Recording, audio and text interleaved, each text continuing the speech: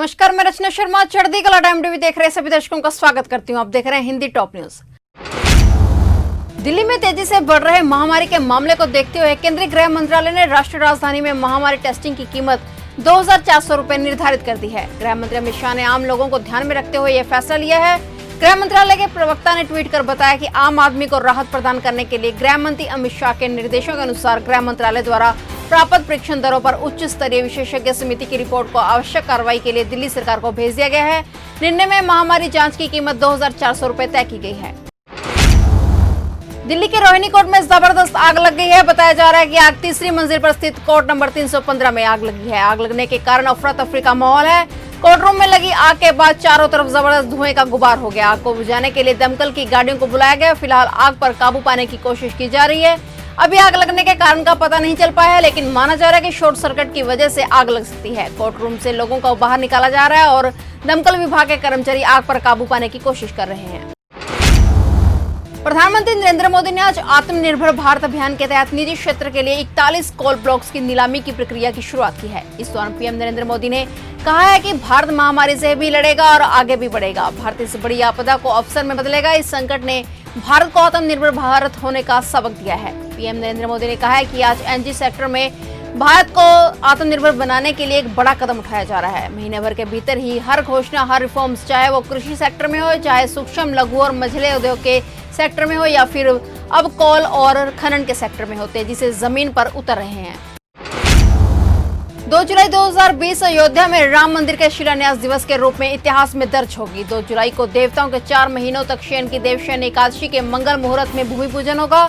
प्रधानमंत्री नरेंद्र मोदी की उपस्थिति में दुनिया के सबसे चर्चित मंदिर के निर्माण की शुरुआत होगी। प्रधानमंत्री अयोध्या में श्री राम जन्मभूमि परिसर में स्थित मंदिर निर्माण स्थल से लाएगी पवित्र मिट्टी का पूजन 1 जुलाई को दिल्ली स्थित लोक कल्याण मार्ग में अपने आवास पर करेंगे। मानसून की फुहारों के बीच रामलला के जन्मस्थल पर आधुनिक मंदिर के निर्माण का श्री गणेश होगा। उत्तर प्रदेश के मुख्यमंत्री योगी आदित्यनाथ का 18 जून को अयोध्या का दौरा इसी संकेत की पुष्टि करता है। वैसे कहा गया है कि सीएम विकास कार्यों की समीक्षा करने जा रहे हैं, लेकिन असल में भूमि पूजन की तैयारियों का जायजा लेना भी दौरे का मकसद है। नाटो चीन के संबंध में अपनी स्थिति को फिर से दुरुस्त कर रहा है। इस शक्तिशाली सैन्य समूह की एक शीर्ष अमेरिकी प्रतिनिधि ने कहा है कि बीजिंग पहले से कहीं अधिक उसके रडार पर है। उत्तर अटलांटिक संधि संगठन में अमेरिका की स्थायी प्रतिनिधि के बेरी हेसन ने कहा है कि चीन एक शांतिपूर्ण भागीदार हो सकता है, लेकिन फिलहाल ऐसा नहीं लग रहा है कि चीन एक शांतिपूर्ण भागीदार, एक अच्छा व्यापार भागीदार हो सकता है, लेकिन वे अभी ऐसा कुछ भी नहीं दिखा रहे हैं। उन्होंने कहा कि नाटो आंकलन कर रहा है चीन अभी क्या कर रहा है। लद्दाख में भारत चीन बॉर्डर पर गलवान घाटी में चीनी सैनिकों से झड़प में शहीद हुए 20 भारतीय सैनिकों में पंजाब के 4 रणबांकुरे भी शामिल थे। उनकी शहादत से पूरा पंजाब गमगीन है, लेकिन उनके सर्वोच्च बलिदान पर गर्व भी है। उनके हौसले और वीरता की कहानी सबकी जुबान पर है और ये कहानियां हमेशा जिंदा रहेंगी। जवानों को आज अंतिम विदाई दे दी जाएगी।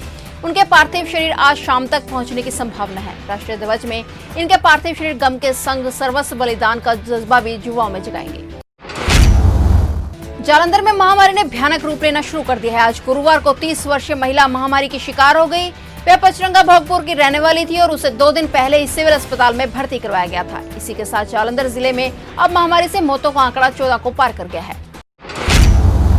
लुधियाना सीएमसी से बुरी खबर आई है। यहाँ भर्ती संगरूर जिले के मालेरकोटला शहर की निवासी 65 वर्षीय महिला की वायरस संक्रमण के कारण मौत हो गई है। महिला की मौत आज सुबह 3 बजे हुई है। उसे 14 जून को सीएमसी अस्पताल में भर्ती कराया गया था। 15 जून को उसकी रिपोर्ट पॉजिटिव आई थी। बता दें कि लुधियाना में दूसरे जिलों से संबंधित यह 10वीं मौत है।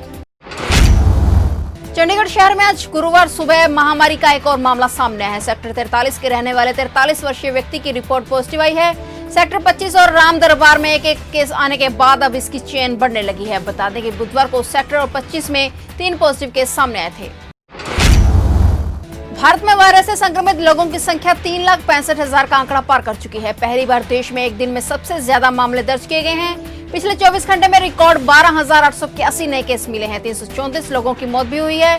अमेरिका, ब्राजील, रूस के बाद महामारी से सबसे ज्यादा प्रभावित देशों में भारत चौथे स्थान पर आ गया है। भारत से ज्यादा केस अमेरिका, ब्राजील और रूस में है। वहीं रोजाना आ रहे केस के मामले में भारत अमेरिका और ब्राजील के बाद तीसरे नंबर पर बना हुआ है।